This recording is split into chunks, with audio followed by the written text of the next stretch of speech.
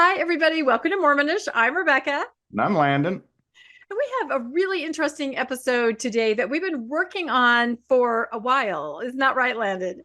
Yeah, definitely been gathering for a while. We have been gathering information. Yeah, believe it or not, we don't just sit down and start talking, although it may seem like that, right? We actually do due diligence behind the scenes. So, no, I came across a while ago a really interesting post on Reddit that somebody had been gathering some information and it sort of became a crowdsourced kind of a thing. It's a topic that I think all of us have thought about, talked about, but I've never really seen all of this information in one place. And so we started gathering things on our own. We kind of added it to this post. And what we're going to be talking about today are the very convenient revelations of Joseph Smith. And like I said, you've thought about this before, haven't you, Landon? Oh, absolutely. These come about every time you need one. It seems to show up. Yeah, that's exactly it. So, but like I said, I had never seen so many of them just listed out as you kind of go through the D&C and just the sheer volume of these revelations. When you see them all in one place, it just kind of boggles your mind and it starts you thinking, so we kind of titled this, There's Nothing a Little Revelation Won't Fix. And then if you go to our next slide, of course, the phrase that comes to mind that we're all familiar with from that old Saturday Night Live. Oh, sorry, I went to the go one forward and then we'll go back. Oh. Oops, there we go. How convenient, right? That's what we all think of when we talk about these revelations. So sorry, I was a little out of order. Okay, flip back. Landon is just so good on the spot, right? Flipping whenever I ask. So the concept here is all these revelations that start out, my servant, Joseph Smith, right? And I say this all the time, don't I, Landon? I say, anytime your leader is receiving the word from God and it starts out with, my servant, right? And he's talking about himself. It's time to be concerned, isn't it? Yeah, you're kind of promoting yourself before the revelation even comes out. I've given this guy the right to say Yep. whatever, and then it all is about him. So, Exactly. And it's like then the Joseph's like, oh, who me? Oh, of course, thank you for this revelation. But I know it's so funny. This slide says Joseph Smith's revelations are often considered convenient because they frequently appeared to address specific problems or situations that arose within his community or personal life at the time, seemingly providing solutions or justifications in real time that fit the current needs, which can lead to criticism that they were tailored to fit his desires rather than being divinely inspired. And I think when you see the sheer number of these, you might start thinking along those lines. yeah, and I can see a lot of active members saying, well, things happen and the Lord had to reveal a Yep. solution to them. But when we get into these, I think we're going to see that they come a little bit too conveniently. They benefit Joseph. Whenever it benefits Joseph, he seems to get revelations, or whenever it keeps them out of jail or other things, all of a sudden you get a convenient revelation coming to solve the problem. Yep. Or they need something, a temporal need. Anyway, we'll go through this and we'll see. Let's flip to our next slide. Let's see. Do you want to read this line? And it goes a little bit more in depth into the criticism of these revelations. Yeah, key points about this criticism addressing immediate concerns. Many of Smith's revelations appeared to come at crucial moments when the community faced challenges, like the lost 116 pages incident during the Book of Mormon translation, where a revelation provided a solution to a potentially devastating setback. Flexibility in interpretation. The wording at some revelations can be open to interpretation, allowing for adaptation to changing circumstances or new situations which can be seen as convenient for leaders seeking to maintain control. Lack of external verification. Since the revelations were claimed to come directly from God to Joseph Smith, there was no independent way to verify their authenticity, making them susceptible to criticism for being self-serving. And justification for controversial practices. Revelations on topics like polygamy, which were later considered controversial, were presented as direct instructions from God, providing a justification for practices that might otherwise be questioned. Yep, I thought that was really good. And you actually touched on that and what you said before. They just seem to happen at very, again, convenient times. And I started thinking about this. And in my mind, I say here, treasure digging rhetoric is this preparatory. We always hear about these preparatory things, practices that Joseph Smith did.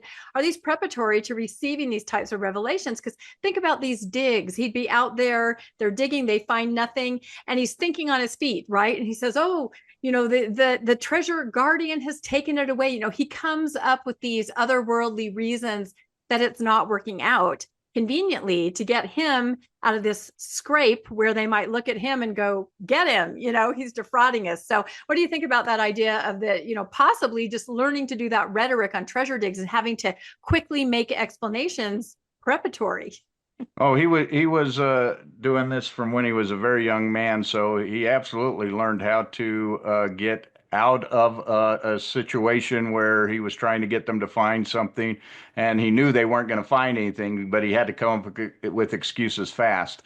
And he became very adept at that and very able to give a solution to a problem that appeared, an immediate problem. Yeah, I think so too. And a lot of the rhetoric that he used during the treasure dig is to point the finger and the blame at the diggers. Oh, someone isn't righteous enough, or somebody didn't do something correct. And then you start seeing those in all these revelations. Oh, you weren't righteous enough and the saints had to leave, or my servant, you did something wrong and I have to chastise you. So this idea of blaming another person for the outcome not happening, I think we see that early on. Yeah, it's never the seer that's wrong. It's always something else that caused the problem. Yep, that's exactly it. So, all right. So let's dive into the revelations themselves. And I just had this picture of Joseph here with the caption, "Can it really be that easy?" Because I have to imagine that, his first couple times when he did it, he's like, are they going to buy this? And they did. And then he just kind of was unleashed if you go through the D&C like we're going to try to do here. So, okay, so we're just going to kind of start. And like I said, these were crowdsourced on Reddit. One poster had actually put together a really good list. Other people added, and then Landon and I, in talking about it and talking to others, kind of threw a few in ourselves. So we have 247 slides. No, I'm totally kidding. We have a large number of slides. And I'm sure as we go through, you guys, and I hope that you'll put it in the comments, we'll think of things that we haven't thought of either along the same way of thinking. So we're just going to kind of read the situation. And then, what I just realized is that I do not have my scriptures here. Do you happen to have scriptures, Landon? Because where the verses are short, we are going to read these as an example. I've got the quad here. I got to dust it off. It's kind of I haven't seen one of those for so long.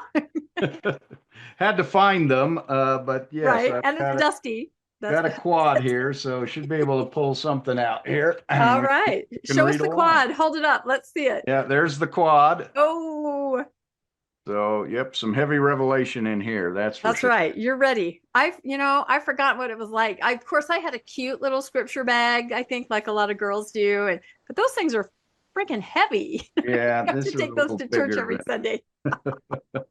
Okay. All right. So, and this will kind of give you the idea of the flow of what we're going to do it. So Joseph Smith wanted to silence his dissenters. So God gave him a revelation stating that anyone who did not accept his revelations would be damned. And that's found in D&C 1, verses 14 through 16. And like I said, if it's longer passage, you don't have to read the whole thing, Landon. You can just if you can kind of skim it and get to the gist of that. Sure. Anybody who did not accept his revelations would be damned. And the arm of the Lord shall be revealed, and the day cometh that they who will not hear the voice of the Lord, neither the voice of his servants, neither give heed to the words of the prophets and apostles, shall be cut off from among the people. For they have strayed from mine ordinances and have broken mine everlasting covenant. They seek not the Lord to establish his righteousness, but every man walketh in his own way, and after the image of his own God, whose image is in the likeness of the world, and whose substance is that of an idol, which waxeth old and shall perish in Babylon, even Babylon the Great, which shall fall. Well, that's pretty clear, isn't it? Yep. I think we even see that today, where they say you cannot question them even when they're wrong. And I think that's where it started, right here in D&C. I think it is. And I kind of picture him, reading this, hey guys, I've gotten this, and kind of pointing like, looking at you, So, but it definitely, if you're a believer, and you believe he's a prophet receiving revelation, what he says to you, that's God condemning you. So it's definitely a way to have control. Well, and when you're God, you definitely want to make sure nobody questions anything you've got, because, why would you worry if people questioned it if you're God and you're always right? Let people question it. It's when you might be found wrong that you don't want people to question you. So, yep, that's exactly it. Let's just switch off reading these, and then you, of course, will have to read the scriptures because I don't have mine here. Even if I did, I probably could not see them, right? Because they're so small writing. And again, if it's a really long passage, you don't have to read it if you can kind of just get to the heart of it. So what does this one say? Smith, you can go ahead and read that. Smith needed Oliver Cowdery and others to stay loyal, so God gave him a revelation warning them not to rebel against his authority lest they be cast off. And that's in DNC 6, 9 through 11. Say nothing but repentance to this generation. Keep my commandments and assist to bring forth my work according to my commandments, and you shall be blessed. Behold, thou hast a gift, and blessed art thou because of thy gift. Remember, it is sacred and cometh from above. And so he basically kind of pats Oliver on the head that, hey, you're important here. I need you. You've got a special gift, and I'll give that to you. 28, 4-7. Let me find that one real quick. Scripture mastery, right? Scripture chase. And if thou art led at any time by the Comforter to speak or teach, or at all times by the way of commandment unto the church, thou mayest do it, but thou shalt not write by way of commandment, but by wisdom. And thou shalt not command him who is at thy head and at the head of thy church. There it is. You don't get to command Joseph. You get to do a lot of things, but Joseph is the man. Yeah. Again, when you're speaking about yourself in a revelation, it's just, I wish that worked. I mean, I wish that worked today, right? Wouldn't that be great if I could just say, Landon, I've received just a message that you need to build me a house. Build me. Oh, we're going to get to that one. That's the thing. They kind of get crazier and crazier. Yeah, I can see these. It's just keeping people in line. We hear the same kind of rhetoric in conference. We do, don't question. And if you do have a question, look at yourself. There might be something wrong with you if you don't agree with what the brethren are saying. We hear that more and more. This is just that same kind of rhetoric. But yeah, as we go on, it gets way more specific, I think. So let's see. Okay. Joseph and Oliver are arguing about whether John the Apostle is really still alive. Because, that's what you do when you're translating and receiving revelation. He's alive. No, he's not. He's alive. Oliver said he is not. And Joseph says that he is. Suddenly, Joseph gets a revelation about a parchment written by John hidden in a cave in the Middle East. And he sees this. Yeah. Joseph translates the parchment by remote viewing. He can see it in his mind's eye in this cave. And surprise, surprise, it says that Jesus told John that he would live till Christ's second coming. Game, set, match, Oliver. So can you imagine arguing with someone where you're like, yes, it is. No, it isn't. Well, wait just a minute. I'm viewing something millions of miles away, and the answer is you're wrong. And again, if someone's a believer, they're going to say, okay, fair. That's fair. Well, and this is, I think I talk about this in all of DNC section 7. So you don't have to read that whole thing. Yeah. No, it's interesting though. I didn't realize that I knew this revelation, but I didn't know that it was translated from a record made on parchment by John and hidden up in a cave that he, again, another Book of Mormon. Oh, I just see it. And it's, boy, he's got a lot of this going on where he sure translates a lot of records of which he has none of, and the one that we do have, we can absolutely prove is false. Yep, and I think it's interesting because we hear about the 3 Nephites walking the earth. We don't ever hear that John is out there too. But yep, John is. No, I knew John was supposed to still be around. Oh, so, did you? Yeah. They don't talk about that very much. So yeah. Okay, here's a good one. This is yours. Oliver Cowdery is rebuked by God because he thought he could just look at his divining rod to translate. He failed, lazy learner for sure. He was to ponder and pray on it. Of course, Joseph didn't follow this pattern at all in his translation. That's right. So Oliver dared to say, hey, you know what? We're all men of God here. We're all in this translation, era. Let me try. And what did God say back to him through Joseph? Yeah, no, you're not. That's not what you're supposed to do. So you can't look in your stick and find words. I don't know what he was going to do with the stick. Is he going to just look at the stick and words are going to go across the stick? I How do thought it you was more like a translate Ouija using a board. stick? Maybe a I, Ouija board that's that what I goes felt over the like. letters. So oh, you know what? I don't think, oh, those are the 2 chapters, I think, right? Yeah. Yeah, that's too Um, long to go through. So, but I'm sure that we're familiar with the rebuking there that yeah, happened. this seems to be this is a series of Revelation 7, 8, and 9, where it looks like Oliver and Joseph are kind of discussing and arguing things, and Joseph's always right Yeah. with his Yeah. uh, answers. Yeah. Uh, And that's the thing when you're a prophet, you just look at the person who's arguing with you and kind of shrug your shoulders and go, well, yeah, it's not me. It's right. what do we do? Yeah. Sorry. I wish it were different, but He's the man. he's the man. Okay. Joseph Smith lost 116 pages of the Book of Mormon. So God gave him a revelation that he did not need to retranslate them because of nefarious plots. Rather than retranslate the original portion of the record, the Lord instructed Joseph to translate an additional set of plates. Talk about convenient. That had been provided, the record of the Nephites. Or the record of Nephi? Do you want to read that? Chapter 10 in the D&C, verse 30. Yeah, I can hit that. Poor Landon, we're really putting you through the paces, and it's been a while since, I was muscle the memory. race champion of Davis High Seminary, so Do you know what? Did I ever tell you what I did in seminary for scripture mastery? I tore out every page except for the pages that had the scriptures that we had to memorize on. well, that would be cheating. Yes. Yeah, but it was very smart of me. And so the book was really His thin, and I genius. only had like 30 pages in it, and I could instantly go to the one because they were the only pages. That sounds like something Joseph would do. Oh, Behold, I say unto you that you shall not translate again those words which have gone forth out of your hands. And this one was always strange to me. I mean, they said, "Oh, he lost the pages in some nefarious plot." What? Well, they could change them. How do you change? This is yeah. writing in ink on paper, and that you don't have an eraser, you don't have a printer where you can go in and edit it and nobody sees. You'd be able to see where they made the changes if they were trying to change it. So this one never made sense to me. Why is it a big deal? Why can't he just retranslate the same thing he already translated? They can't change them and make them look different unless, of course, he didn't have a way to do that because he That's was right. either orally producing it uh, or he couldn't reproduce it exactly the same because he didn't have the source material anymore. Yeah, and thank goodness they were lost because, that's where a lot of our information, the Messiah priority, all of that, comes from. Thank goodness they were lost because then he had to scramble.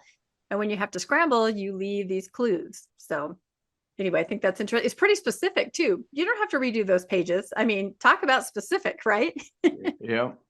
All right. What's this one? Here's poor Martin Harris. Smith needed money for printing, so God gave him a revelation that Martin Harris must give his property freely. Yeah. That's one of those ones where you're targeting an individual. Hey, I'm getting a message from God, and it's about you. That's something that God needs you to do, right? And again, if you are a true believer, this is God actually talking to you. And of course, you're going to listen. And of course, you're going to do what God is asking. And this is D&C 1926 and 1934. And he says, and again, I command thee that thou shalt not covet thine own property, but impart it freely to the printing of the Book of Mormon, which contains the truth and the word of God. And then over in 34, impart a portion of thy property, yea, even part of thy lands, and all save the support of thy family. So give everything you have to produce this book. Didn't ask it of Joseph to give anything. He asked of Martin because obviously Martin was the one that had the money. So he had his mark and he played it perfectly by given a revelation that you must not covet your own property. You must give it for the Lord's work, which he did. Which he absolutely did. And it did say he could keep enough, little bit for the sustenance of his family, at which point I think, Lucy just probably lost it, right? You're going to give the majority of what we own to this. So yeah, it's very interesting, but he believed it. He completely believed it. and very convenient. I think after each of these, we could just say, how convenient. How convenient. Yes. All right. Oh, here's a good one. Smith needed money for personal expenses. Who doesn't? So God gave him a revelation that church members must give him money or be cursed. Yeah. You want me to read those? Yeah. I think they're short enough. It's D&C 24, 3 through 4 and D&C 24, 18. Magnify thine office, and after thou hast sowed thy fields and secured them, go speedily unto the church which is in Colesville, Fayette, and Manchester, and they shall support thee. And I will bless them both spiritually and temporally. But if they receive thee, I will send upon them. If they receive thee not, I will send upon them a cursing instead of a blessing. So that's always friendly. And then verse 18. And thou shalt take no purse nor scrip, neither staves, neither two coats, for the church shall give unto thee in the very hour what thou needest for food and for raiment and for shoes and for money and for scrip. You see, and I like that because it's not going right at the people. It's not God saying you. It's basically Joseph is going, look, I have no control over this. Look at this revelation. It says if I come here, I'll be supported. It said if I come here, you guys will give me what I need or be cursed. I mean, I can't change this. This is from God. It's a very tricky workaround, I think. And it obviously works. I like this picture though, because if you look at the one person on the right, do you see that person who's going, what you talk about? It looks like, what's good? What are you saying? But see, he's obviously a doubter because look, his tie is not tied as nicely as the others, and his hair is a little longer. So this is an example of rogue artists, right? Absolutely. Yeah, but again, I need something, and the best way to do it is just tell everybody that God told you to support me, or you're going to be cursed or thrown out. This is a good one. Smith needed to address tensions with Emma and provide women a formal role in the church. So God gave him a revelation to organize the Female Relief Society of Nauvoo in 1842. This helped stabilize internal church dynamics while keeping women's influence under his oversight. Yeah. That's 25:3. Behold, thy sins are forgiven thee, and thou art an elect lady whom I have called. So, of course, we know what the Relief Society became, cover for his polygamy, and everyone in the presidency he was married to, and Emma did not know it, but hey, she's an elect lady according to the scriptures. That came out just in time to help solve that problem he was having. Yeah. And can you imagine just having the power that you have an idea, and the way that you know you're going to get masses of people on board is just to create a revelation. I mean, you don't have to worry about them not doing what you want. You know that this works, and it keeps everybody under control. And he used it brilliantly over and over again. Brilliantly, conveniently, over and over again. This one says Joseph Smith's wife complained too much. So God gave him a revelation saying that her duty is to support Smith with consoling words in the spirit of meekness and to delight in her husband. And that's D&C 25, 4 through 6, 14. I'm guessing a lot of husbands wish that they, and unfortunately, I shouldn't even make a joke about that, because there are situations, where people get really patriarchal and they do try to use the scriptures, to put other people in their place. And that's abuse, obviously. Or their priesthood authority. And their priesthood authority. Yep. That's what he says here. Murmur not because of the things which thou hast not seen, for they are withheld from thee and from the world, which is wisdom in me in a time to come. And the office of thy calling shall be for a comfort unto my servant Joseph Smith Jr. Like he has to go Joseph Smith Jr. Make sure. And say mine servant, talking himself, and in the third. Oh God. Thy husband in his afflictions with consoling words in the spirit of meekness. And thou shalt go with him at the time of his going, and be unto him for a scribe, while there is no one to be scribe for him, that I may send my servant Oliver Cowdery whithersoever I will. Verse 14, continue in the spirit of meekness and beware of pride. Let thy soul delight in thy husband and the glory which shall come upon him. So, boy, she really plays up Joseph in here. You take care of him because he's going to be a great guy, and it's your job to support him. And Oliver needs a vacation, so you need to step in as his scribe while he's gone. We happen to have a problem here, so. Yep. Again, convenient and solves the problem and gets him exactly what he needs at that time. All right. We're just moving on through the D&C, aren't we? Let's see. It says the local, or wait, is this your turn to read, isn't it? Okay, the local grocery refused Joseph Smith credit for wine. So while riding to another town to secure some on credit, God conveniently gave him a revelation that water was now the sacred element for the sacrament instead of wine. And that's D&C 27:2.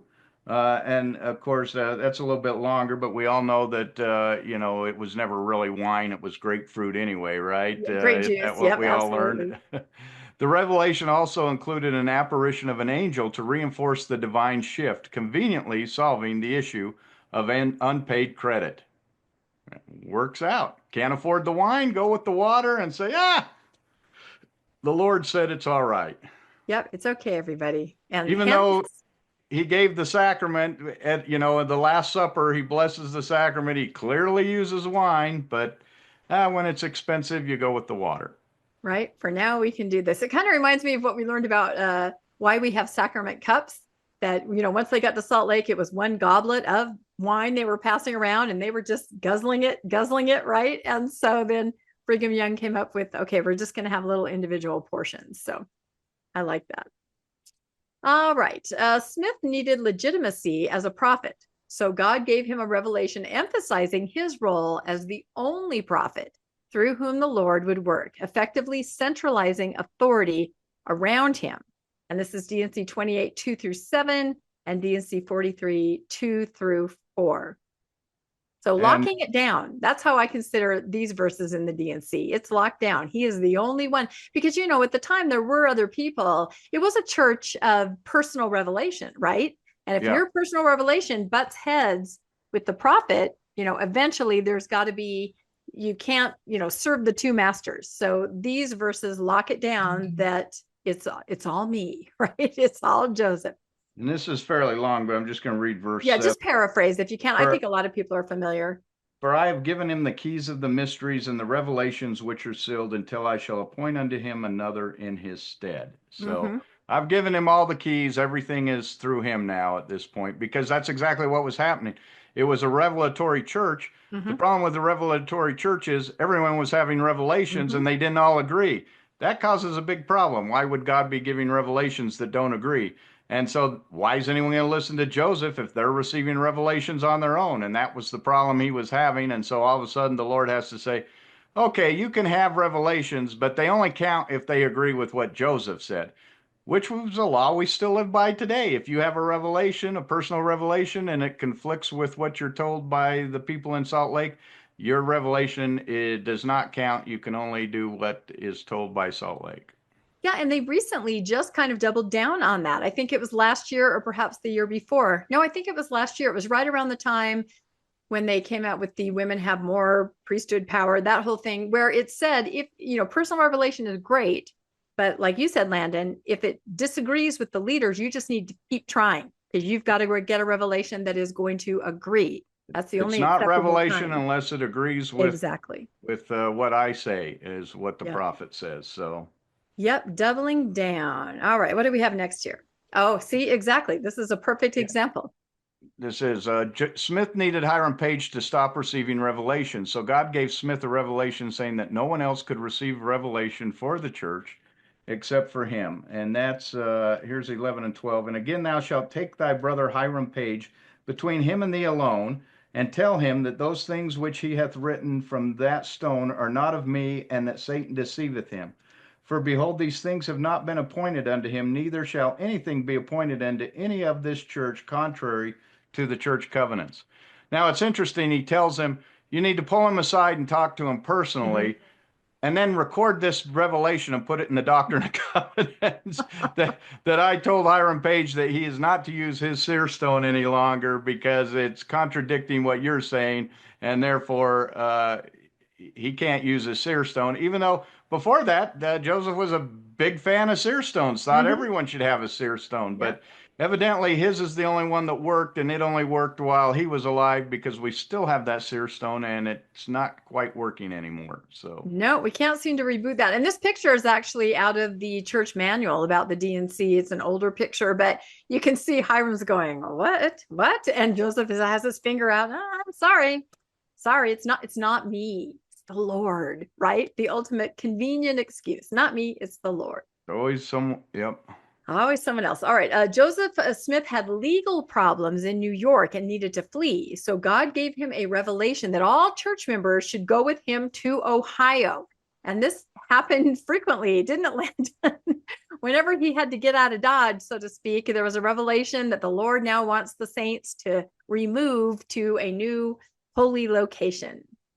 And you can paraphrase all this. There's a lot here, and I'm sure every one of our viewers and listeners are familiar with these scriptures, but it does take on a new meaning. All of these, I think, do when you see them as a body of revelation, and a pattern.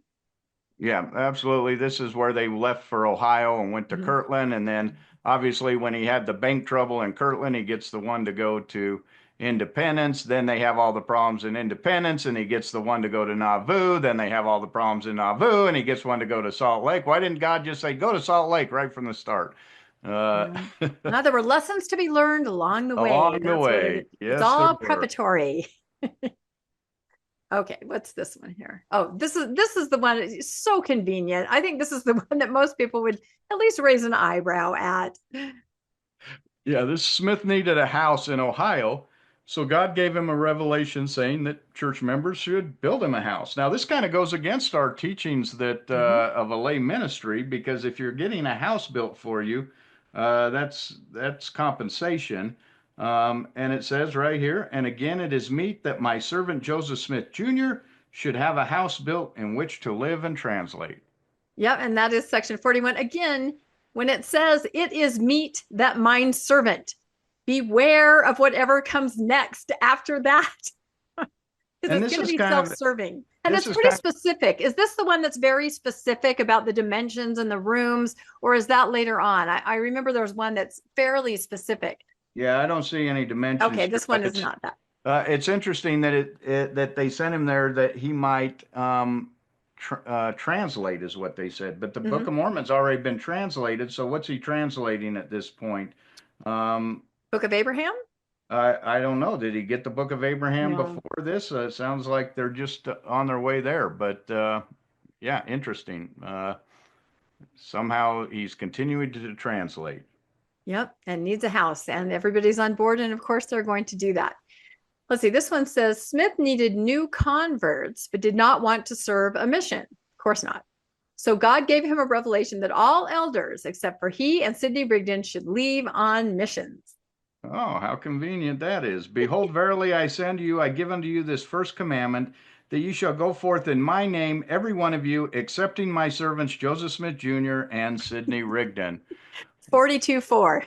Wow, very convenient. It sounds like the first presidency today. All young men should serve a mission except for the three of us who didn't. So you have to say, it is meet accepting mine servants, President Russell M. Nelson. You just have to add that little phrase at the beginning of everything.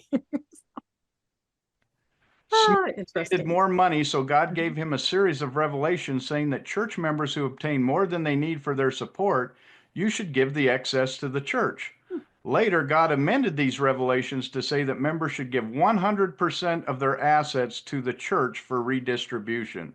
Yeah, and this is the United Order. There are multiple scriptures about this as he tried to kind of come up with a system from which he could benefit. But yeah, the United Order, 100% of their assets to the church for redistribution. And I think we all know how that ended up. Well, then he, if that United Order doesn't work, start a bank, there's other ways to get wealthy. It always seemed to have a scheme to get money. That seemed to be the, we need more members. Why do we need more members? So we have more money, and then we can sell them the land when they get here, and then we can, in fact, that's exactly what this one is. Smith needed a way to justify his growing wealth. So God gave him a revelation endorsing the consecration of land and property to the church, but allowing the prophet to benefit directly. Yeah. And I don't know if you can look if any of those does 42, 31 through 35, and also 58, 35 through 37. Because yeah, that's kind of important. Just the way that the masses that would join were taken advantage of, I think. But then it's all okay because here it is in a revelation that the prophet is supposed to benefit. Yeah, these are fairly long, so it would Okay, take a yeah, while we to don't read. have to But do that then. yeah, yeah. I mean, this is he did this all through his life. Nauvoo was this way too. He'd owned the land, and he put it in the church's name, and that's why there was such a problem when he died, because all of the all of his assets were in the name of the church, and so obviously his wife, all of a sudden Brigham Young saying, "No, that's church property. That's not your property," Mhm. and it became a huge problem because he moved all the property uh, the church held, but he benefited, and it's still that way with the church today. When you look at it, I mean, Russell Nelson actually is a sole proprietor of the corporation, so all the money is his, but it stays in the church's name and passes on with the church. Yet they do benefit directly from it. All the health care and all the benefits they get, and all of the things he can call upon anything, jazz tickets, any of that stuff that Yeah. he wants. He gets it from from members of the church, and not directly. The church doesn't, or he doesn't own it directly. And I think you and I were talking earlier that perhaps the FLDS is a more concrete example there of nobody owns anything, right? And Yeah. it can be taken from you, given to you, depending on your worthiness, your righteousness, and upper leadership benefits from all of that Oh, monetarily. huge power. Yeah, Yeah. when you own all the wealth and you own all the land, and you say, "Hey, brother, you're not worthy anymore," You're and you out. take the land, you take his wife, you take his kids, and he's left with nothing. That's a huge power shift right there. Yeah. And I think we look at that and we say, how horrible, but realize that that was the structure of the early church like that. So it's interesting to see it in reality today. So let's see. Smith still wanted more. And I don't know why he looks like Nicolas Cage in this picture. Sorry, I just realized, doesn't he, a little bit? Joseph Smith still wanted more. So God gives him a revelation that the elders should give him food, clothes, and whatever thing he needeth. And this is D&C 43:13. Yep, and that's pretty much what it says. Give him food, clothes, and whatever else he needs. It's up to you guys to take care of him at this point. Love that. I mean, seriously, it's like printing money. I mean, I know that happened too, but it's like printing money, these revelations. Just whatever you feel you need, you just let your people know that God has said, I need this, and you need to provide it. Smith needed a way to explain why his prophecies about Zion did not come true. So God gave him a revelation saying that God can revoke commandments when Mm. circumstances change. And And this this is is D&C 56 56 4. And while you're looking that up, where have we heard that recently? Temporary commandments. temporary There's a commandments. historical precedent for that. Wherefore I, the Lord, command and revoke as it seemeth me good, and all this to be answered upon the heads of the rebellious, saith the Lord. So it's the rebellious whose fault it is when God Yeah, revokes a commandment. Oh, I'll give you a commandment, but if it doesn't come true, I can revoke it, and it's that's their right. fault. Yeah. Very, very easy way. This is the way any shark or any con man is going to tell you is, well, it didn't come true because you did something to Mm-hmm. make it not come true. But yeah, what good is a God's prophecy if they don't come true, and He can revoke it at any time? Yeah, it might come true or it might not. Sounds like a patriarchal blessing. Yeah. It's an arbitrary God, which I think we all have a problem with, right? So arbitrary, no Absolutely. justice there. But yeah, and I have a feeling that Joseph referred to that scripture over and over because many things did not work out the way that, he tried to lead people to believe they would. You just have to point to that revelation and say, look, God, it's very similar to treasure guardians, right? Well, he'll let you find it or he won't let you find it, and it's all on you. So this was a really interesting one. Read this one. Smith did not want to travel by land after a long journey to Missouri, so God gave him a revelation that he and Rigdon could travel by boat. All others in the company had to travel by land and preach along the way. And this is all of section 61. But that, I can just see him, brethren, I've received a revelation. Why? Why? I'm sorry, but it says here that I and Sydney are the ones that are going to have to go in the boat. The rest of you have to walk or ride your horses. I just wonder And if the oh, by guys the just way, went, you need to find people to believe in us along the way while we right, sit out here right. in the I, canoe. I just Uh, wonder if the people then realized how convenient these were, if they were just like, God, again, first build a house. Now I have to walk and he gets to go in a canoe. Did anybody notice? I'm sure people did because people were leaving. Absolutely. Let's see. And then, well, this is interesting. I wonder how many people know. I'm sure a lot of people know about this, but I found this very interesting.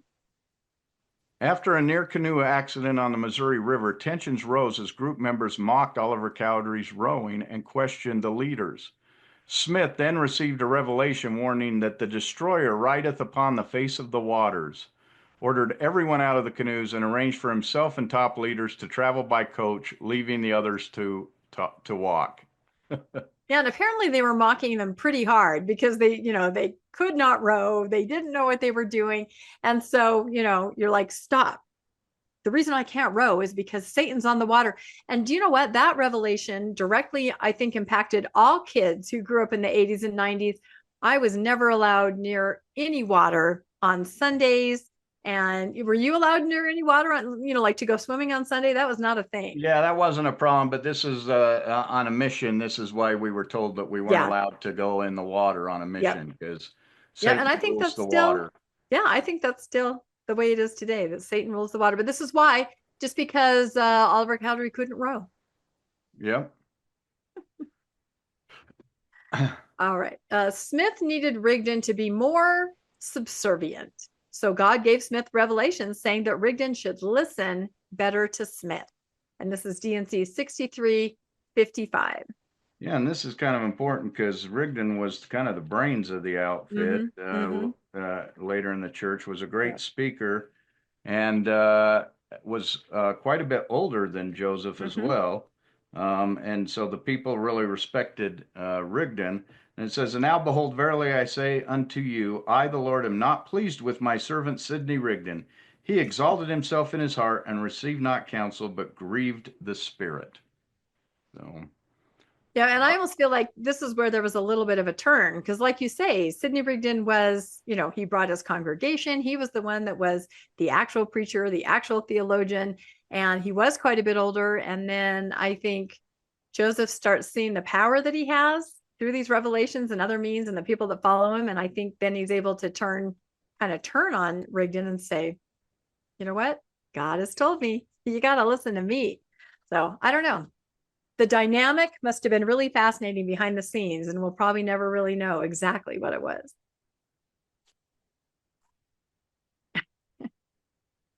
Okay, Smith needed the whole church to stop noticing his flaws. So God gave him a revelation saying that members who accuse Smith of wrongdoing should not seek occasion against him. That's a good one. That's D&C 64:5-7. Stop looking at my darn flaws, right? It says, "And the keys of the mysteries of the kingdom shall not be taken from my servant Joseph Smith Jr. through the means I have appointed while he liveth, inasmuch as he obeyeth mine ordinances. There are those who have sought occasion against him without cause. Nevertheless, he has sinned, but verily I say unto you, I the Lord forgive sins unto those who confess their sins before me and ask forgiveness, who have not sinned unto death." So, oh yeah, so Joseph has made some mistakes, but hey, he's been forgiven. You guys better not contend against him, or you'll be the one with the sin. Right. And we hear this today. Of course, we're always told do not judge the leaders or criticize, even if there's a reason to Even if it's true. criticize. That doesn't matter. You just don't do it. So, the more I go through these, just point by point by point, I see the same kind of counsel, although they don't call it a revelation. Well, they kind of do, though, because a lot of this is said at General Conference, right? Which is our version of a scripture or revelation because it's the voice of the prophets. So, a lot of things, most of these things are said again to us. Yeah, we always remember the story like was Oakes that was told the story of the lady who asked about her husband in Yeah. heaven, and Second he's like, wife. oh, how ridiculous, Yeah. and spawn that off. But he speaks, and it's all good. Yeah, that's exactly right. Joseph Smith wanted to ensure that his needs and desires were met first. So God gave a revelation stating that those involved in the publication of church scripture would be supported by the church. And only after they had sufficient for their necessities and their wants would the remainder go into the storehouse. This effectively prioritized their personal wants over the broader needs of the community. Now, that's an interesting one. So whoever's producing the scriptures, they need to have everything that they need, and then anything left over can go to help the community. But this is the number one priority, and the person translating is the number one priority. And this is D&C 70, verse 7. Yep, and I'm guessing that Joseph Smith was one of those producing the scriptures that got everything taken care of for him. So that says, nevertheless, inasmuch as they receive more than is needful for their necessities and their wants, it shall be given into my storehouse. So only after their wants are met do you give the rest to the storehouse. Yep. Oh, again, a lot of these have to do with money and, having all your needs met, lodging, houses. It's very interesting. A lot of revelations about temporal things. Have you noticed that? Oh, yeah. It didn't seem like you had to have overwhelming things, to become doctrine. A lot of it was simply who was in charge. It was about power and money, how to establish the power and the money in the church. Yeah, and that's very similar to how it is today. Yeah, absolutely. Smith still needed money, so God gave him a revelation saying that he and his closest friends shall enter into the joy of the church's wealth, including food, raiment, houses, and lands, for a manifestation of God's blessings upon their heads. Wow, the joy of the church's wealth. I'd love to be in on the joy of the church's wealth right now. No, we're the opposite because we paid all that tithing. We're the opposite of the joy of the church's wealth. Yeah, we gave all the money so that they and now it's so that you can have food, raiment. Now it's so that you can have warehouses and farmland and high-rise apartment buildings and $100 million temples. Yep. We're starting to rant. We promised we wouldn't. So, and I think this is D&C 70, 15 through 18.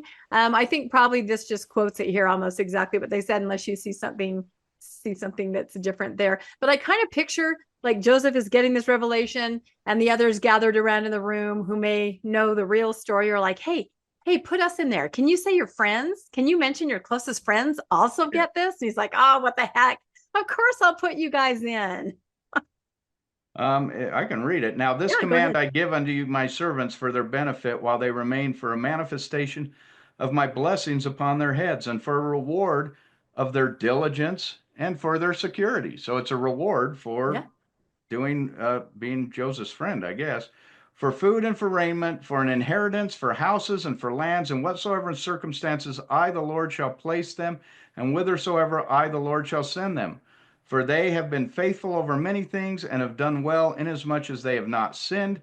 Behold, I, the Lord, am merciful and will bless them, and they shall enter into the joy of these things. Even so, amen. Yeah.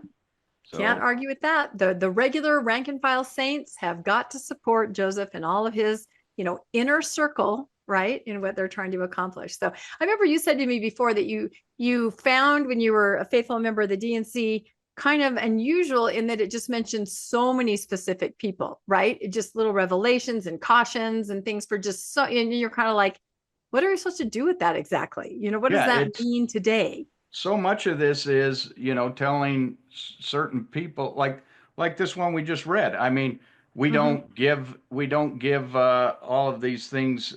We don't build houses and stuff for the bishop anymore.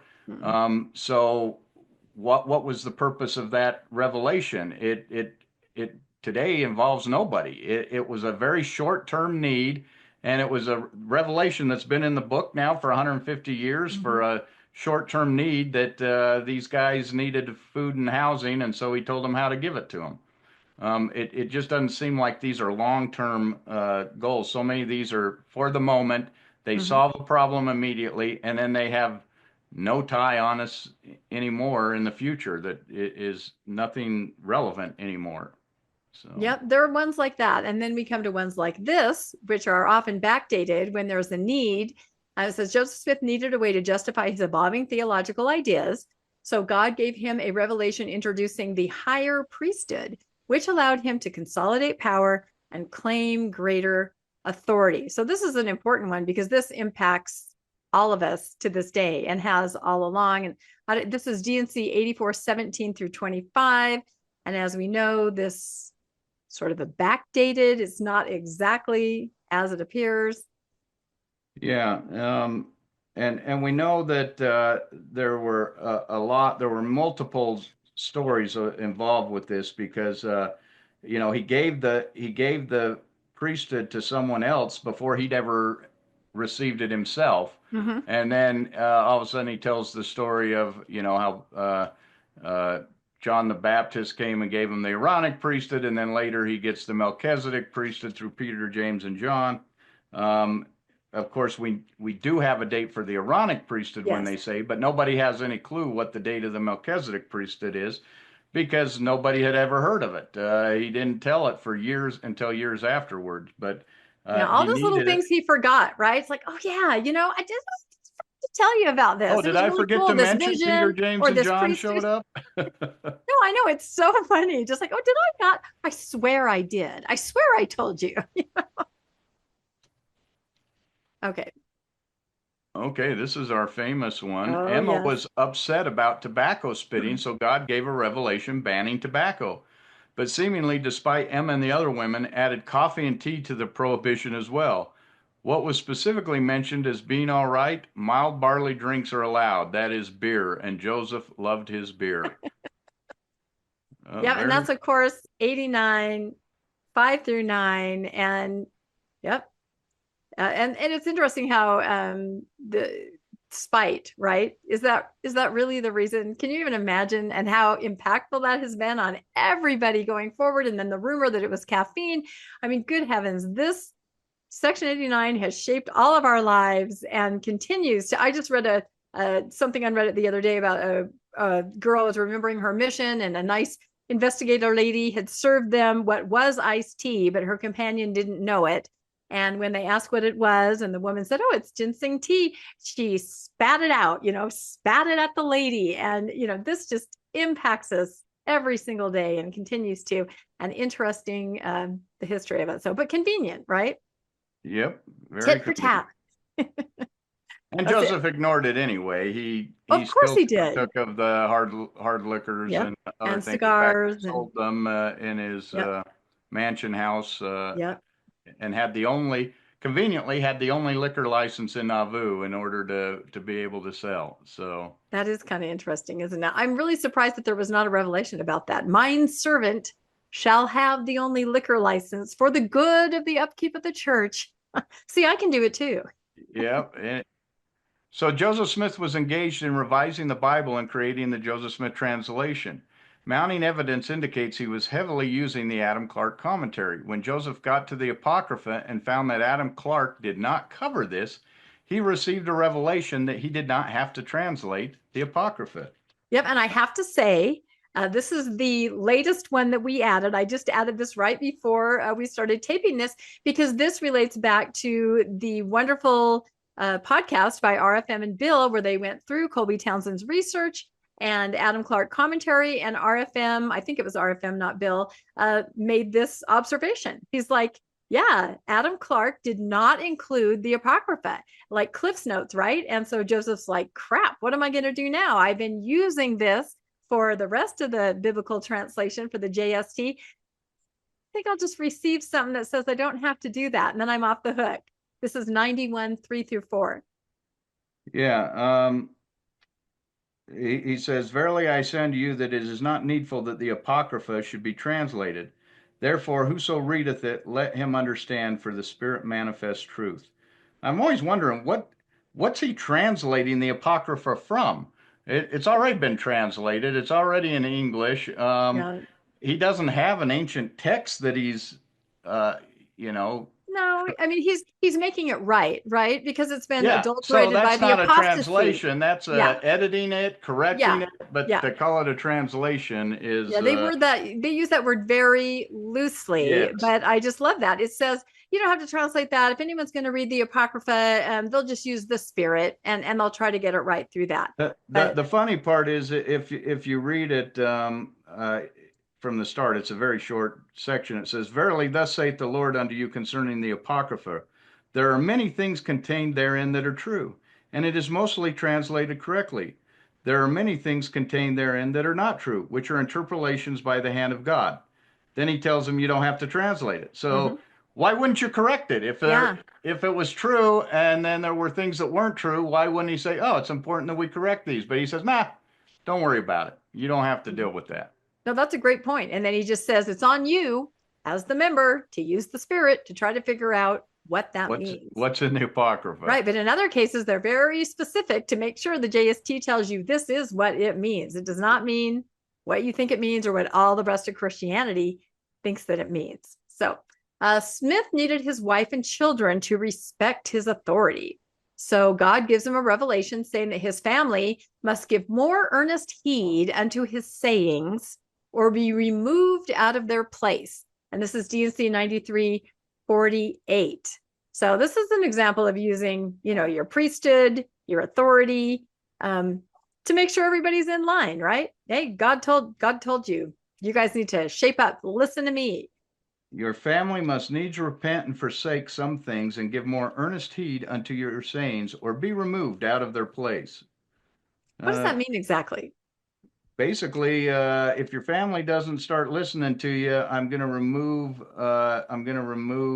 your whole family from this work, and you're going to be left, on the side of Right. the road, which is actually what ended up happening, right? Yeah. Joseph Smith's family did all get moved Yeah. off to the side.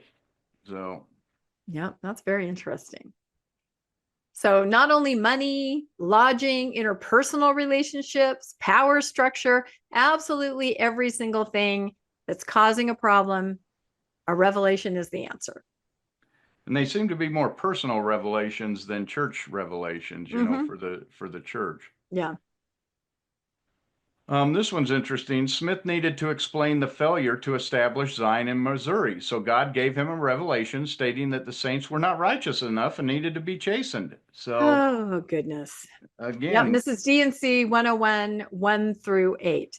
So right back to the treasure digging days. We didn't find it. We didn't end up finding Zion. It's on you. It's yep, they something you did. he blames them for not, taking the afflictions that they were given, that they were stiff-necked, that they did everything. God said, "Hey, go build Zion in Missouri," but when it doesn't happen, then he comes back and says, "Oh yeah, that's, there's a reason. You guys were bad. That's why Mhm. when we failed in Zion, it had nothing to do with us uh, trying to vote as a block and getting our neighbors all upset and Yeah. attacking Yeah. them and having Yeah. fights with them and warring with our neighbors and not agreeing to be good neighbors like we weren't in Ohio, and now we're going to go and not be good neighbors in Nauvoo, and Yep. let's keep going everywhere we can be not good neighbors, but it's your fault. And it's So your fault. And I have to say, I'm looking at my picture that I generated here through AI. I think he also cursed a lot of them with 6 fingers. So that beware. that could be Okay, let's see. Smith needed his ego stoked. So God gave him a revelation saying that he is a great man like Moses. And again, I think this is to, solidify his power when you can compare him to somebody biblical, Moses, Joseph, it helps solidify that he's the man. And this is D&C 103, 16 through 21. Therefore, I will raise up unto my people a man who shall lead them, like as Moses led the children of Israel. For ye are the children of Israel and of the seed of Abraham, and ye must needs be led out of bondage by power and with a stretch out arm. And as your fathers were led at the first, even so shall the redemption of Zion be. Therefore, let not your hearts faint. For I say not unto you, as I said unto your fathers, mine angels shall go before you, but not my presence. But I say unto you, mine angels shall go before you, and also my presence, and in time ye shall possess the goodly land. Verily, verily, I say unto you that my servant Joseph Smith Jr. is the man to whom I liken the servant to whom the Lord of the vineyard spake in the parable which I have given unto you. So he's like Yeah. Moses. He's Yeah. like the man in the parable of the Uh-huh. vineyard. He likens himself to Joseph Mhm. of ancient times. I mean, he is one great man. He is all of the great prophets rolled into one. Yeah, but he's not saying that. No, it's It's God. God. God. I mean, he's constantly writing himself into And these God knew all of these revelations. guys, and Joseph was right up there with them. Yep, that's it. And again, that gives him a lot of power, right? It makes people listen and say he's the real deal, right? Okay. Oh, this is a good one. Is it your turn or my turn? Go ahead. I'm losing track. There's so many. I hope you guys are getting the idea of how many of these there are. We're kind of like doing Come Follow Me for the DNC, aren't we? In our own special way. So, all right. This one says Smith needed revenge on the Missourians. So God gave him a revelation that cursed his enemies and their children, grandchildren, and great grandchildren. And that's DNC 10325, that curse. Later, Jesus said that Smith's political enemies in Missouri can never have the priesthood, neither can their posterity after them from generation to generation. So now we enter into this. I'm receiving revelations to kind of curse my enemies, right? God is going to curse them. Well, and this doesn't make any sense because we know that God said that from the Articles of Faith that man will be punished for his own sins and not for Adam's transgressions. But here he's saying your grandchildren and your great grandchildren are going to be punished because of what their fathers did, which is completely against the doctrine. But their posterity from generation to generation. Yet the church is building temples in Missouri, so evidently, it didn't last too long.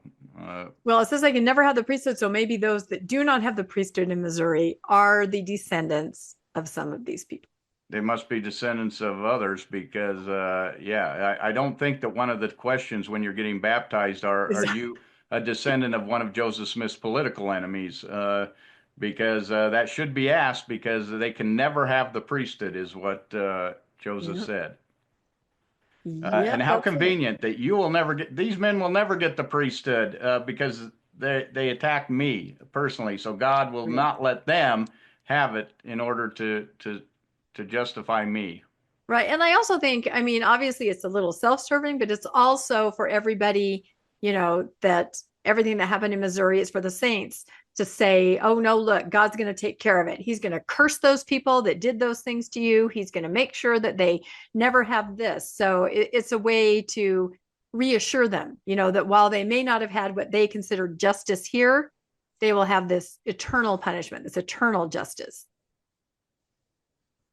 Yeah, this one is Smith needed justification for military action. So God gave him a revelation declaring the formation of Zion's camp as a divinely commanded mission to redeem Zion.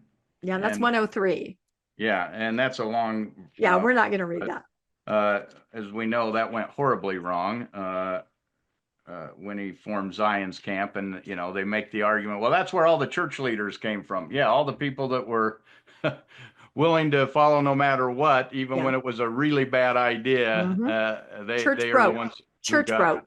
Yep. Once you proved you were church broke, that's who they called you from. So yep, that is exactly right. All right. Things weren't working out, and aware of the opposition to the camp and hearing that Dunklin had reneged on his promise to call up a militia, Joseph Smith petitioned the Lord for guidance. On June 22nd, 1834, he received a revelation stating it was no longer required that the camp redeem Zion. Before that redemption could occur, the revelation continues. The elders of the church need to receive an endowment of power in the Kirkland House of the Lord, which was under construction. The camp began to disband at the end of June.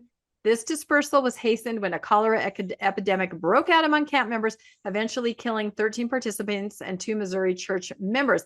This is DNC 105. So when you talked about it all went wrong, This is exactly what Well, happened. can you imagine? He gathered everybody up and said, "We're going to go redeem Zion, and God is going to take care Let's of his go. people, and he's going to make us."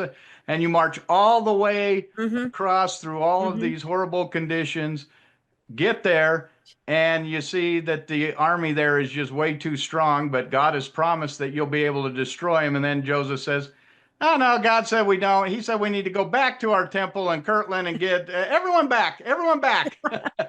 And they all turn around and go back the other way.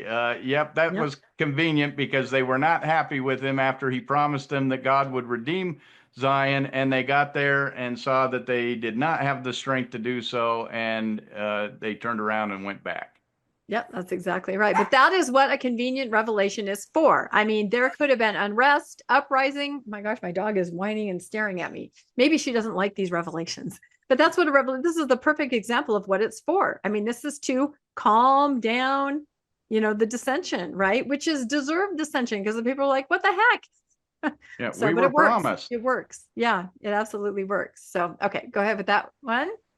Smith wanted to retain control over the Kirtland Safety Society Bank despite its failure. So God gave him a revelation affirming his financial endeavors as part of the Lord's work. Mm. And this one, the reference was unpublished statements, which we just heard in different journals and things, and then D&C 104, 58, and 59. I think you could probably read that.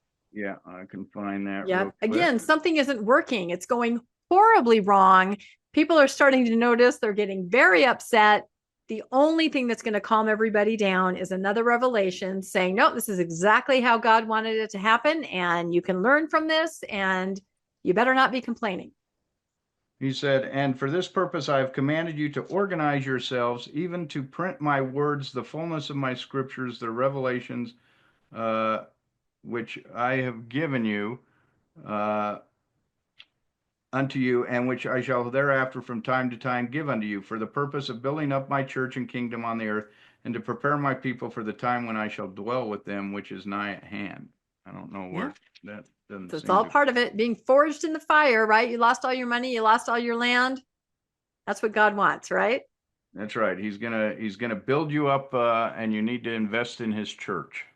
Yep. And one of the very faith promoting stories around this is Parley P. Pratt, right? Who lost everything. You guys are probably familiar with that story surrounding that. And then the story is often used. Then, although he had left, came back, right? This revelation was probably part of that. Okay, let's see. Smith faced financial difficulties managing church resources. So God gave him a revelation dissolving the United Firm and redistributing its properties. This is all in D&C 104.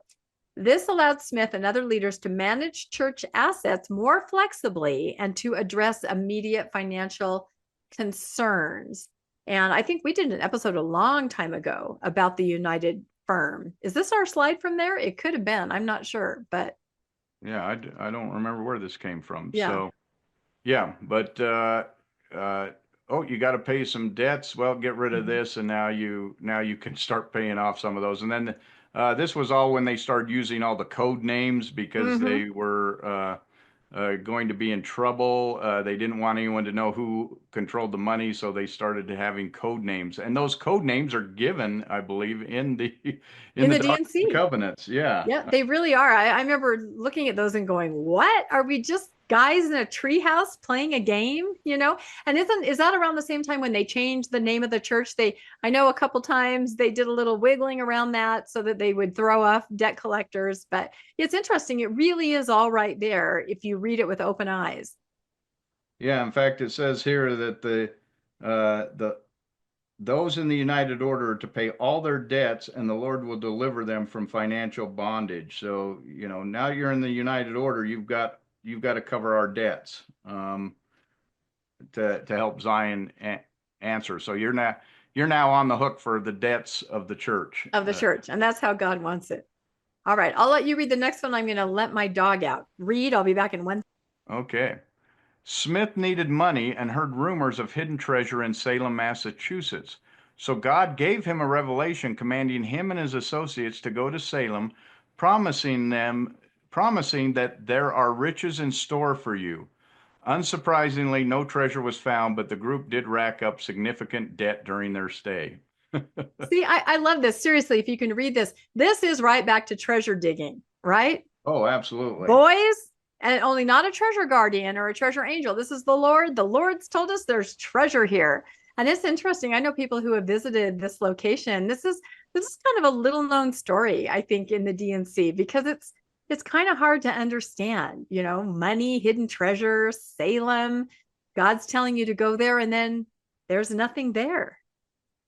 I, the Lord your God, am not displeased with your coming this journey, notwithstanding your follies. I have much treasure in this city for you, for the benefit of Zion, and many people in this city, whom I will gather out in due time for the benefit of Zion through your instrumentality.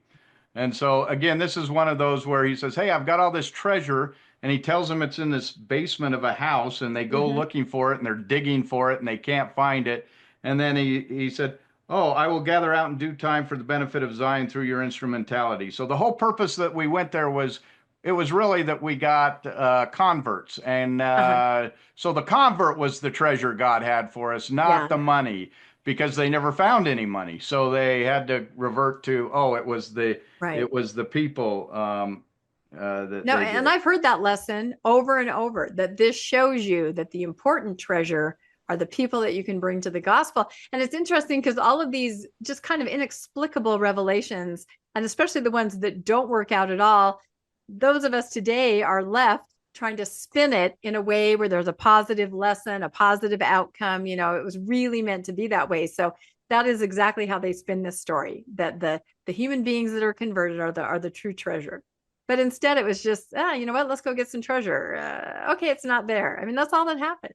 And again, it's another one of these weird ones. Why would you put this in there?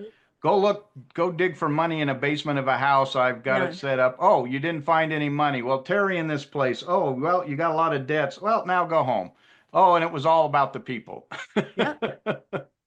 No, there's no rhyme or reason whatsoever, but we have to make it have a reason because it's canonized. We have to study it. We have to devote, come follow me, whole chapters. People give talks on this. So you have got to find meaning, even when there really isn't any. Smith needed a theological reason for the failure of the law of consecration. So God gave him a revelation introducing tithing as a simpler financial system for church funding.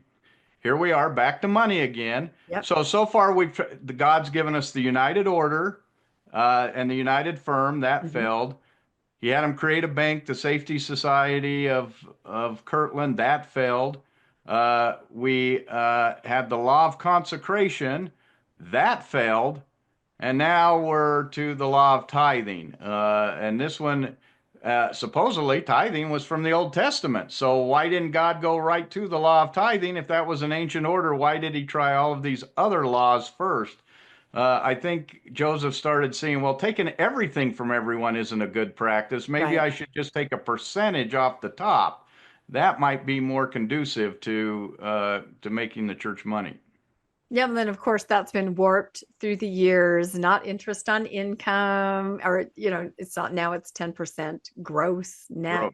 But whatever it is, it resulted in $250 billion headed to $1 trillion. So maybe this is one of the revelations that is coming true. Well, I think probably IRS tax exemption did more for the church than any of these revelations here did. Yep. Mine servant, the IRS. Mine servant. Thou shalt not tax. Okay.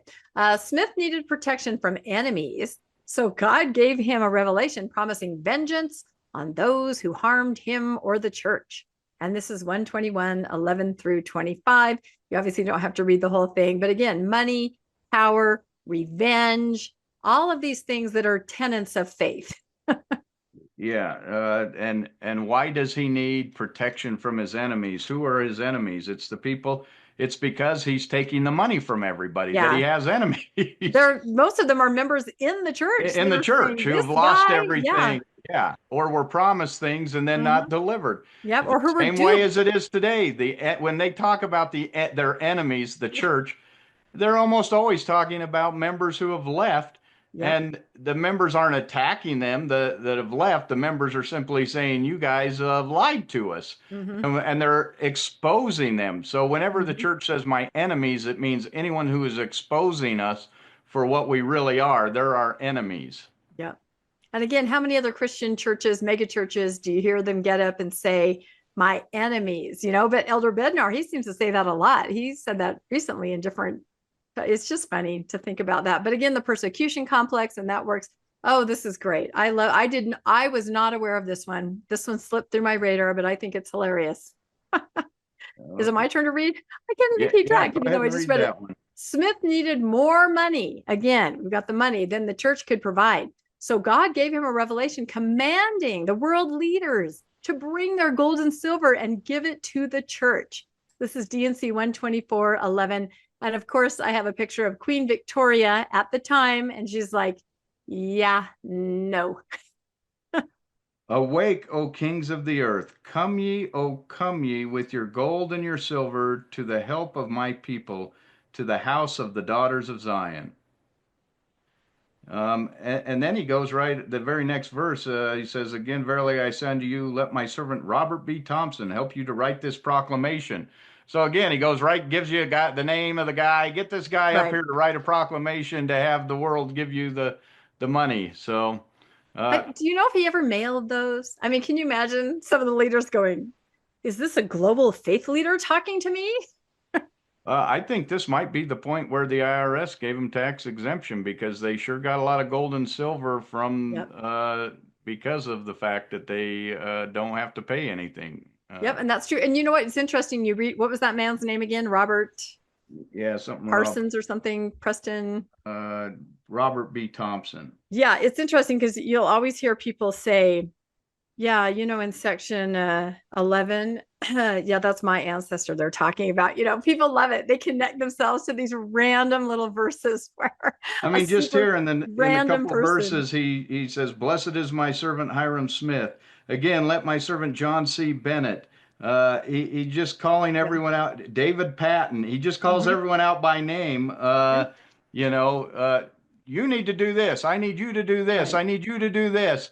And it's God that's telling you, Right. I would compare this to what we saw at the last conference. 78 men throughout the world, just like this, were given a huge shout out from God, right? They're listed, they're named, they're area authorities.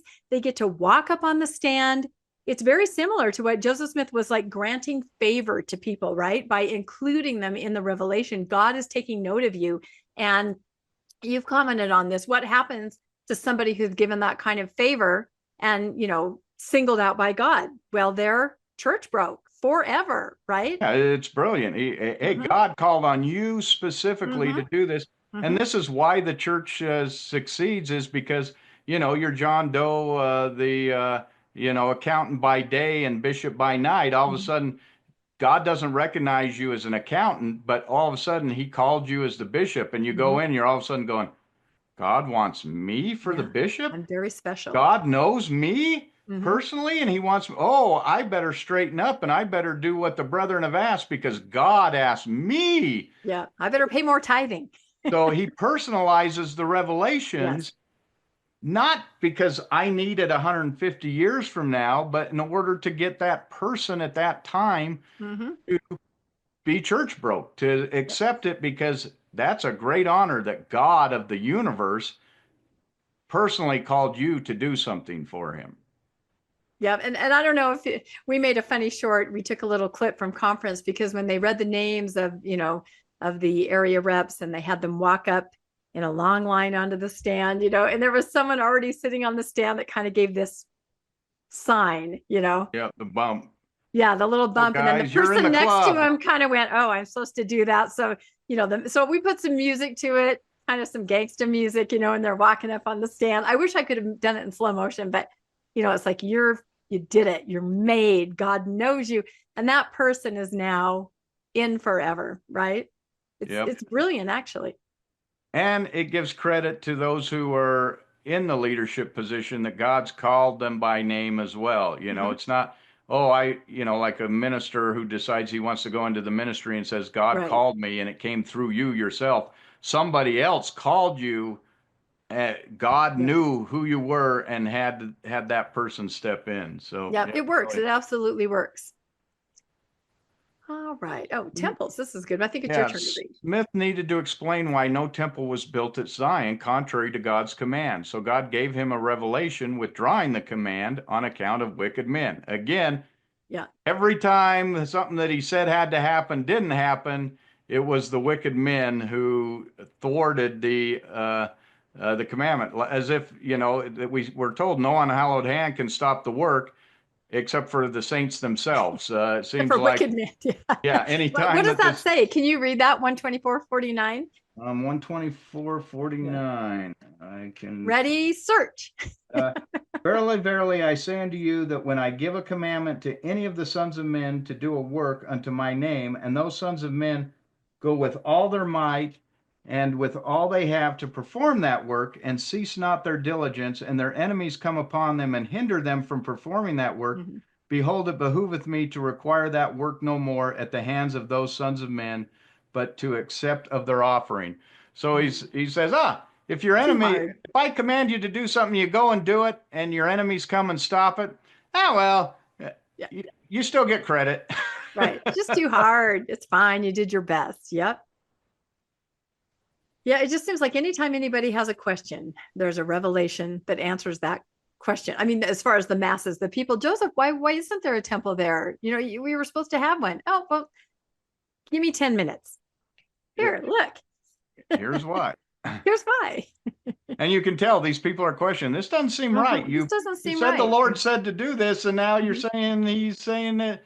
Oh well, let me give Yep. you a reason. Yeah, So no different. Again, for all the questions that are coming up about garments and all kinds of things, and Oak saying some commandments are temporary commandment. No different. yeah, and there's no difference than the faith not to be healed and those Same kind of thing. quotes. Yep. That God only that spiritual healing is what He does, but we can't Yep. count so much on the physical healing because people are going, wait, Yeah. I thought we had the priesthood Yeah. and we could heal people. How come we're not seeing that happen anymore? Well, brother, you got to have the faith not to be healed. Now the early saints, they had the faith to be healed. We have to have the faith not to be healed because we now have science that shows that this doesn't really happen. And No, and so, they hit that hard at conference. yeah, There they were did. several talks where they said, we don't expect to be healed. Where would you get that idea? It's spiritual healing that we're after. You must have misunderstood all these years when we told the stories about priesthood blessings and about being healed, because they did not have one talk that mentioned a healing, but they had several about don't expect that. That's not what was meant. And I'm sure it is because, like you say, Landon, people are noticing. They're going, this doesn't really happen. Absolutely. Smith needed a permanent inheritance for his family, so God gave him a revelation commanding the construction of the Nauvoo House, a hotel that would provide lodging for travelers and ensure Smith's family could benefit from generation to generation forever and ever. And I think this is the one, this is DNC 124, 56 through 60. Maybe I think this is the one where it gives specific dimensions. Is this the one I'm thinking of? I know there's one where you're just like, why would this be in the DNC? The room has to be this size. And I don't see size you on don't, here. maybe in the chat, somebody can correct me or point me to where I that think is. you're thinking of the Fairview Temple where God said Oh, okay. how high it had to be. Yeah, no, I'm very familiar with the dimensions of the Fairview Temple. Thank you. Both of them. But again, here right from early in the church, they were buying commercial hotel properties Yeah, I never thought of that. That's funny. to What make is sure.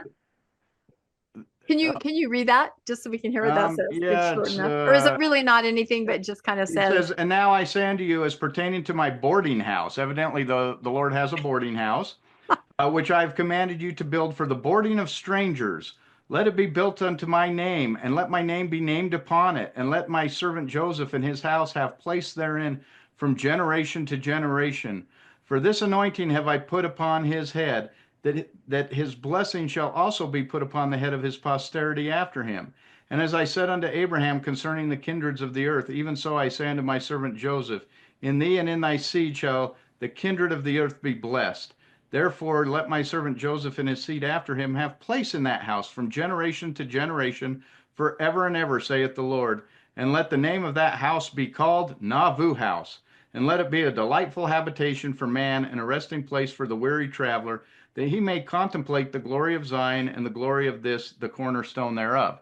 Which this tells you that God had no intention of the saints ever leaving Nauvoo.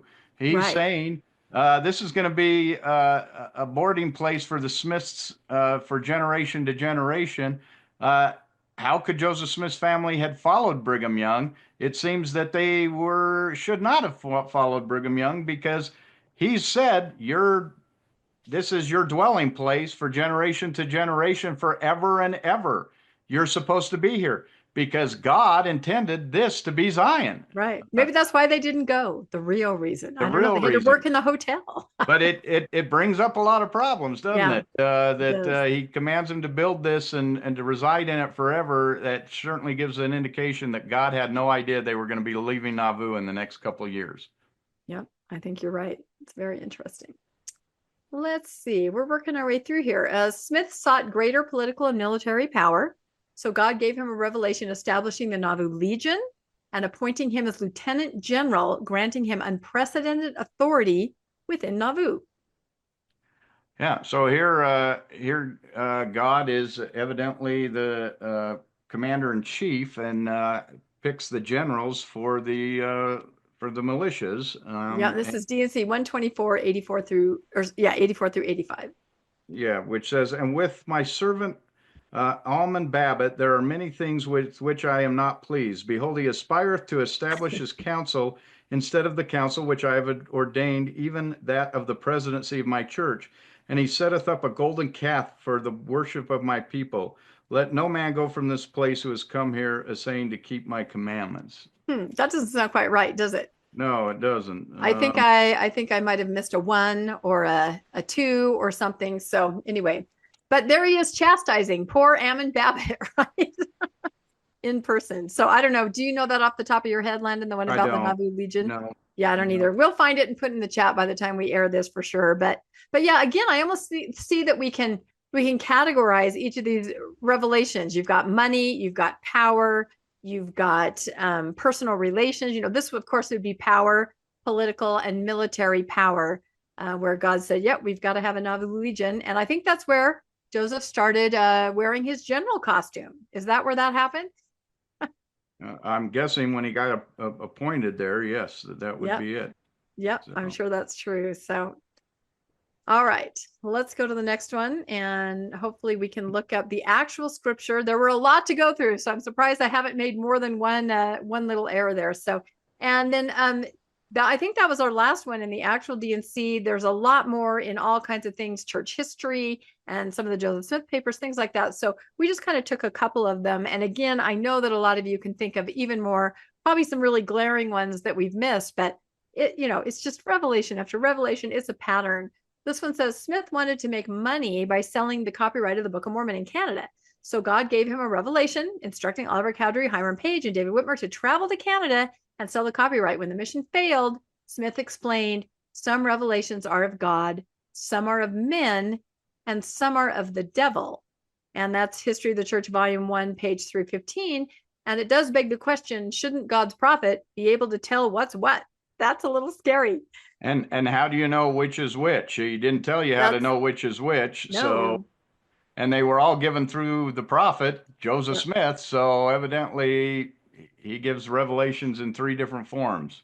Yeah, and it seems like whenever God tells him to go do something, it's just like Zion, march over here.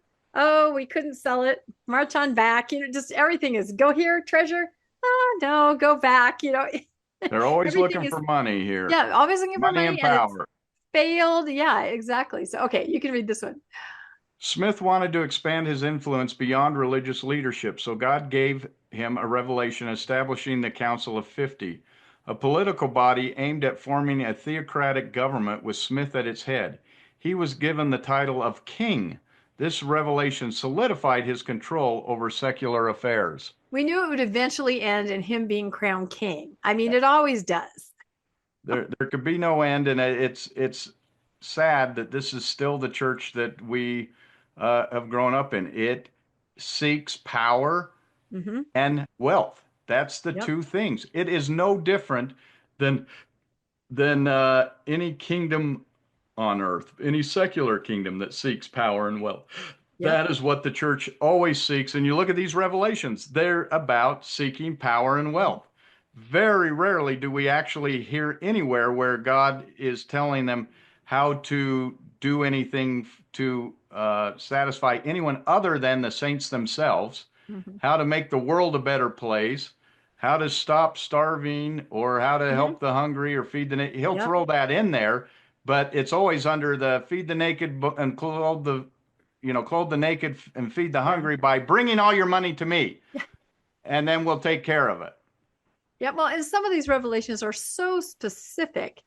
Couldn't there be a specific revelation on how to stop disease? Or do you know what I mean? Some of those things that they didn't necessarily know then that we know now. Couldn't there be something more specific that would have a benefit to the people, to humanity? But no, it's all power, influence over people, money, wealth. There's nothing about, the good of humanity, Well, basically. you compare this to Jesus in the New Mm-hmm. Testament. Jesus is walking around talking about his Father's kingdom, Mm-hmm. about feeding the poor, uh, about how to be a better person. He Helping gives the you leper, helping the helping the lepers, Samaritan. Yep. healing people, raising the dead. He's not he's not building real estate. He's not building Mm-mm. buildings. He's not going and trying to find money to keep. In fact, he He's says the angry. opposite. I Yeah. don't need, I don't even have a place to lay my head. But Right. Joseph, you need to have a big building for your Yeah. family and for Revelations, and they need to build you a house, and they need to give you, and you need to go to Salem and get more money, money, money, money. You always need to get money.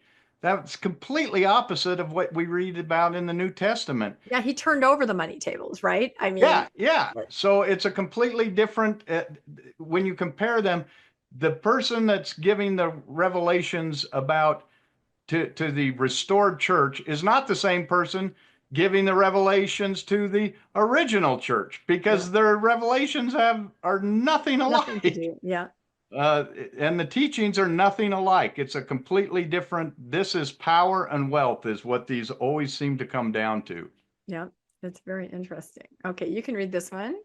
Smith needed to reinforce his authority through sacred ritual, so God gave him a revelation introducing new temple ordinances, such as the endowment ceremony. In May 1842, this placed him as the gatekeeper of salvation for his followers. Yep, power. Again, this one fits under power and also polygamy, which is the ultimate power, right? Absolutely. Yep. The power to control a man's family. Exactly. This is from the Washington Times in 18, let's see if I can see.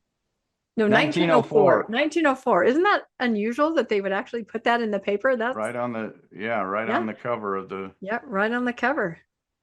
very interesting. It is. All right. Smith wanted to, and of course, we're all familiar with 132. Smith wanted to have divinely sanctioned extramarital sex and gave his wife Emma no choice but to approve or be destroyed. So Jesus gave him 132. And of course, an angel with a flaming sword enters the mix. And again, I think that's one of the ones that if you really understand what it is, it's just almost jump the shark at that point. Do you know what I mean? Yeah. Like at that point when God is chastising Emma and condemning her and telling her she's going to be destroyed, at that point I would hope that everybody could see through that, but no. Nope, they could No. not. And he used every tactic to get her to Yes. go along with that, Yes. He he would lie to her. He would he would give commandments from God. He Mm-hmm. talked about the flaming sword. He Mm-hmm. used friends of hers to try to convince her. He used his brother to try to convince her. He called a Relief Society presidency that he married all of them to keep her and watch her over while they all knew what he was doing. There was no end to what he was willing to do to make that one come true. He worked harder on making this one Mm-hmm. revelation come true than he did on any revelation in the church. Yep. 100%. And again, of course, that section 132 has a million podcasts on it and it will have a million more. So, all right. Good. You can read that one. Smith wanted Hiram Kimball to stop gossiping about him, so God gave a revelation warning that if Kimball didn't repent, he would be accursed. That's a Revelation 19 of May 1842 in the Joseph Smith papers. During a city council meeting, Smith dramatically wrote down the revelation, threw it across the room to Kimball, and commanded him to read it, using the setting to reinforce his authority and silence dissent. Can you imagine? It's like, oh yeah, hold on, Hiram. Look what God says to you. Read And it. this isn't a church meeting. This is city council meeting. Yeah, well, there's a fine line at that point, but isn't that just, I can just picture that happening. It did happen. Look at Fairview City Council. They're sitting there reviewing the city council and the council, the planning and zoning, and all of a sudden they throw in this. President Nelson had a revelation, and you must accept it. You know what? That's true. Or we will sue you. Yeah, it's President Nelson here. I'm writing it down. I'm throwing it at you. Yeah, you're right. Same kind of tactic. Still happens today. Yep. So now we're kind of done going through all the revelations. And like we said, there's so many more. And I'm hoping you guys are in the chat or bringing some other ones up. And I titled the slide, you got to give the people what they want, meaning that what Joseph also receives revelations for the purpose of furthering his interests, as we've seen, and also kind of buttering up people around him, I feel. I mean, we read the different people that were called out, not the ones that were chastised, but the ones that were given favor, right? Kind of buttering up those around him. So Ganesh, I'll read this here. Ganesh Sharian points out in an episode of Mormonish that Joseph was doing this in the Book of Mormon too. First written as more of an adventure story, once he was staying with the deeply religious Whitmer family, and we did do a podcast on this. We've done two actually where we bring this up. Once staying with the deeply religious Whitmer family, Joseph Smith started to write Mosiah and include details on church organization, infant baptism. These are things that the Whitmers cared about. The Whitmers were benefactors and were highly interested in this information, and Joseph's translation proved it. So again, he used, the word of God. I always make that joke where I say, the Whitmers say, well, is there anything about infant baptism? We care about that so much. And Joseph is like, give me half an hour, right? He goes upstairs and comes back. Look what God has said. Your point of view is correct, So he definitely uses that to get what he wants by, flattering people, I think is what I'm trying to say. Well, the Whitmers are supporting him. He's staying with them and helping him get the Book of Mormon. And all of a sudden, they're very anti-Catholic. And all of a sudden, all of our anti-Catholic stuff shows up while Joseph is living with the Whitmers. He, immediately somehow anti-Catholicism ends up in the Book of Mormon in a culture that existed long before there was even a Catholic Church. So just odd, but shows you how he does that. Exactly. And that's why I always say infant baptism, that's my smoking gun right there. And I'll link that episode in the show notes because it was really good. And Ganesh went into some more details. So do you want to read a little recap here of just kind of our concept and putting this together? Yeah, Joseph Smith's revelations are considered convenient because they frequently seem to address specific problems or situations he was facing at the time, providing solutions that directly benefited him or his church leadership, often appearing to be tailored to fit the current needs rather than a broader, timeless message from God, which is what I just said. That's exactly essentially what you just said. Giving him a way to justify actions or decisions that might otherwise be questioned. Jesus is working overtime for Joseph. Yeah, I thought that was really good. So then I started wondering, well, that's in the past. We're looking at the D&C, maybe a little bit about the Book of Mormon. But if you go to our next slide, I think this is what I have next. Yeah. What about today? Things work a little differently today, or do they? And this, when we started to talk about this, right, Landon, we were like, wow, yeah, it's sort of the similar tactics. And we mentioned a little bit as we went along, but we, for this next section, just tried to point out some of these things where it's pretty obvious that this is what is happening. So I have a picture here of Joseph Smith and, the first presidency, the Quorum of the 12. Does this happen today? Are there convenient revelations today or in the near past? So one of the ones, of course, the first ones I think we talked about, Landon, is the manifesto that ended polygamy. And if you want to read these things here, these are the sanctions and the things that were happening to the saints because of their practice of polygamy. This is these are the things that they were having to go through because of polygamy. Yeah, the Edmunds Act of 1882 made polygamy a felony in federal territories, prohibited polygamists from voting, holding office, or serving on juries, established the Utah Commission to enforce the law, was the first major attempt to criminalize polygamy and deny citizenship rights to polygamists. Then you had the Edmunds-Tucker Act of 1887, which disenfranchised all Utah women, regardless of whether they practiced polygamy, seized the LDS Church's property and dismantled its perpetual immigration fund, required individuals to take an anti-polygamy oath to vote, hold office, or serve on a jury, replaced local judges with federally appointed judges, and required women to testify against their husbands in court. The 1890 Manifesto of the Church of Jesus Christ of Latter-day Saints was a revelation from God to end plural marriage. The manifesto was issued by President Wilford Woodruff after he received the revelation in September 1890. The manifesto was accepted by the church on October 6, 1890. So what are your thoughts on that, Landon? When you read all those things that they were facing, all those sanctions, everything that was happening, loss of property, loss of rights, what did they need? They needed a convenient revelation. And as we learned when we've done some of our podcasts on this, these things were being worked out by the by the governing bodies. The church presidency was telling their territorial senators at the time, tell the people in Washington we're working on it. We're going to get this fixed. It's coming. So they knew a revelation was coming before there was ever a revelation, because they knew that they were losing their property, they were losing the power, all the things that the church wanted, the power and the authority, they were losing. The federal government was going to come take it from them. And so rather than lose their power and their money, they opted to have a revelation that required the doctrine not to be practiced anymore. And they lost some power, because obviously polygamy was a power play for the church, the ability to manipulate people. And the church did lose power in that instance, but they didn't lose all their power. And we saw that they were looking for statehood, and they got statehood, which gave them the political power that they needed. So they gave up some of their church power in order to have secular power.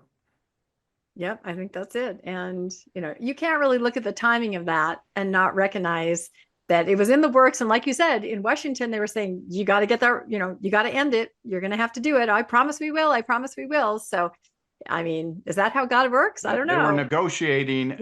They were negotiating a revelation is a what revelation. they were doing. Yep. But it saved them, it saved their bacon, right?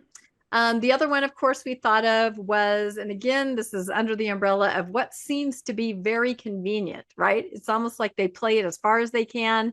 And then when they're about to go over the precipice, they can't continue whatever practice it is, there's a revelation. So, because according to the Church of Jesus Christ of Latter-day Saints, the lifting of the priesthood ban in 1978 that came at a very convenient time was considered a revelation received by church president Spencer W. Kimball, meaning that it is seen as direct communication from God to church leaders regarding the policy change. This revelation is officially documented as Official Declaration 2 in the Doctrine and Covenants. And then I, of course, wrote Paging Matt Harris. If you have not read Second Class Saints or listened to it on audiobook, this is about as far from a revelation as you can get. And even President Kimball was arguing this was not a revelation. Right. You don't need revelations to change policy, right? Only doctrine, isn't that what we're told? But even we heard stories of some of the apostles saying, "Oh God, we were all together when this came, and Abraham was there, and Moses was there, and all the prophets were there." And President Kimball was like, "Knock it off! That didn't happen." I know. He was down to earth and saying, this we made this change, and he'd been trying to make this change, and we all know he was the only one who could make the change, which makes you say, is it really a revelation if only one of the guys could have actually made it happen? And had Ezra Taft Benson come before this happened, it never would have been changed from that. it would have been several other leaders who would have had to come before it would have ever gotten changed. That's right. So it was a convenient revelation at a time that they needed it. Well, and they absolutely did need it because, I mean, the rest of the world had changed for the Yes. most part. And, teams were refusing to play BYU. It was in the papers all the time. These policies were in the rest of the world, the civil rights, the church was so backwards and it They was couldn't even so build temples egregious. for their own people because their own people couldn't go to the temple in Exactly. Brazil. So Yep. Like I said, it's a tipping point. They almost play these things to the very end. And then finally, when the world is just going to come and get them, and make it right, or they force them to make it right. And then God also gets on board. So is God leading man, or is man leading God? In these situations, it seems to be that way to me. So another one that we thought of course, is the family proclamation to the world. And, we discuss all the time a policy or a revelation or a legal brief. Do you want to read this, Landon? yeah, another example is the proclamation on the family. The church needs to solidify its stance on marriage between one man and one woman. This is at a time when LGBTQ and gay marriage was Right. all in the papers. A legal amicus brief used in Hawaii becomes a document in the well, it's not in the DNC, but Yeah, I don't know why it says becomes that. a proclamation. It's up for debate if lawyers and the church work together on it, if the church drafted it first, or if lawyers created it first. It's not canonized yet, but most members give it the same gravitas as if it were a revelation. So, again, they needed something to say that gay marriage was wrong, and this is what they came up with, and they've doubled down on it, tripled down on it, even when I think a majority of their members don't agree with them anymore on this. Oh yeah, no, surveys have shown that for sure. We've And done yet they're doubling down on it, and they will continue until it becomes obvious that that this isn't going to hold, and they'll have to make a change. Yeah. And again, I don't know why it says in the DNC. I mean, I didn't even use AI and I wrote this. So I think I might have been trying to say, will it someday be in the DNC? But just for clarification, it is not in the DNC, but I do believe that people give it a lot of weight. We see people that even have flags right outside of their house with the proclamation on it. And, a lot of them don't even really understand the history of where it came from, but it was definitely something that was needed and continues to be used supposed to be a shield for the family, right? But is a sword to beat down any other rights or points of view. Since it's a legal amicus brief, it was not written by the general authorities. Exactly. Even though most of them are lawyers, they could have written it. If it's an amicus brief, it was drawn up with the lawyers being part of it, because they're trying to meet the legal requirements that it needs, not and certainly not like a revelation, which people do think it is. And a lot of people are waiting. Oh, is it ever going to be canonized? I don't think they'll be able to, because they would have to uncanonize it pretty quick, I think. So speaking of undoing something, of course, one of the worst things that we've seen, in the last decade, the November 2015 policy, is it a doctrine, policy, revelation, or is it all three? And here I have a picture of President Oaks saying, I don't know that it's possible to distinguish between policy and doctrine in the church that believes in continuing revelation and sustains its leader as a prophet. So again, then it just leaves everybody completely confused. How it says the prophetic process was followed.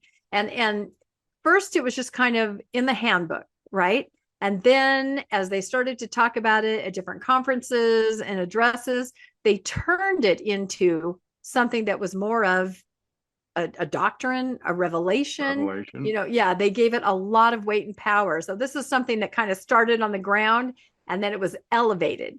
So he says, this prophetic process was followed with the recent additions to the church handbook. We wrestled at length to understand the Lord's will in this matter. Ever mindful of God's plan of salvation and his hope for eternal life for each of his children, we considered countless permutations and combinations of possible scenarios that could arise. We met repeatedly in the temple and fasting and prayer and sought further direction and inspiration. And then when the Lord inspired his prophet, President Thomas S. Monson, to declare the mind and the will of the Lord. So look, we're moving that direction. Each of us during the sacred moment felt a spiritual confirmation It was our privilege as apostles to sustain what had been revealed to President Monson. So it was just kind of slipped in the handbook.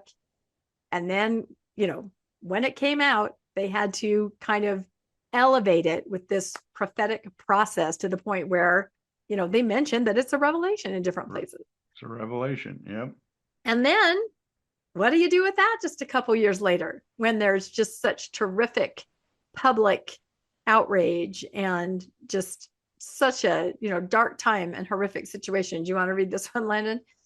Less than 4 years after the policy of exclusion was deemed a revelation by senior church leaders, the policy was conveniently changed. During a leadership session prior to General Conference, the leaders of the church announced this reversal. They made the announcement before General Conference sessions and to leadership only, though the church news ran an article about the change. There was no mention of the change during General Conference to the general membership. Likely, the church leaders didn't want to draw any more attention to the fact that, one, the revision was in fact a reversal of a recent controversial policy, and two, that there was a controversial policy in the first place. The newsroom article buried the actual changes beneath various quotes from the new First Presidency and talk of continuing revelation. So doesn't that remind you of everybody, Zion's camp? March. Oh, never mind. Dun, never mind. Dun. That didn't everybody work go out get well. Treasure. But of course, this is not to make light at all of this, because this was, like I said, this was so disturbing, and this was a reason that a lot of people stepped away from the church. And I just can't imagine how you could even look at that and not go, wait, I don't understand. Why would God give this revelation and so much pain, and then why would he take it back? It's a whiplash scenario.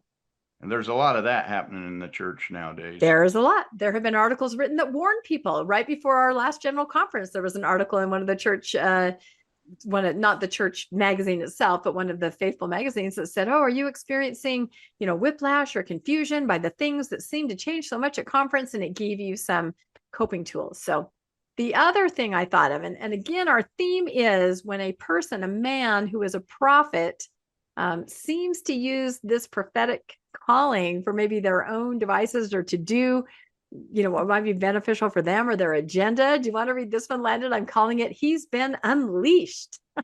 Yep. This is by his wife. President Wendy. Nelson and Sister Nelson. Yeah, it's talking about this.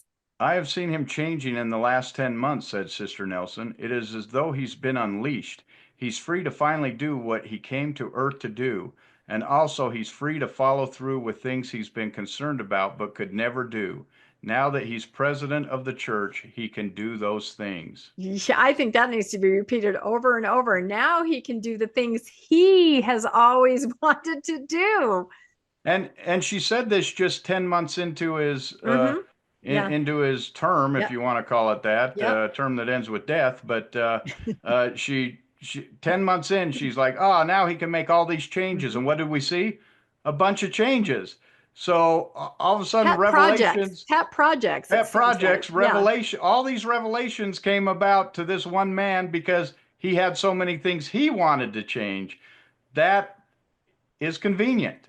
Mm-hmm. Changing the word Mormon, that we don't use that. After he'd been chastised by the prophet that it was okay, he changed it anyway. He had a revelation from the revelation. So that's why he says unleashed. Do you like my AI there, Landon? It's great. The Incredible Hulk with President Nelson's head on it. So, but again, she admitted it right there. She said it out loud. He's able to do things that he never could do before because he has that prophetic mantle, and he can say things and say, this is what the Lord wants us to do. Wants us to go find treasure in Salem. Wants us to start a bank. Want you to build me a house. I mean, it's all the same kind of stuff. He couldn't do those things before because he couldn't say God said to do them. Now that he's sitting in that chair, he can say God said to do these things and everyone has to follow him. It tells you that's very revealing in itself. It's very revealing. That's right. And not only when he's sitting in a chair, but when he's lying in bed. So here's another thing that Wendy said, and I'm calling this little lighted pen of mine, because this little light of mine is a new hymn that we're now allowed to sing in the LDS hymn book. So she said, when the messages come during the dark of night, Russell M. Nelson reaches for his lighted pen and takes dictation from the Lord. Okay, dear, it's happening. The president of the Church of Jesus Christ of Latter-day Saints tells his wife, Wendy Nelson.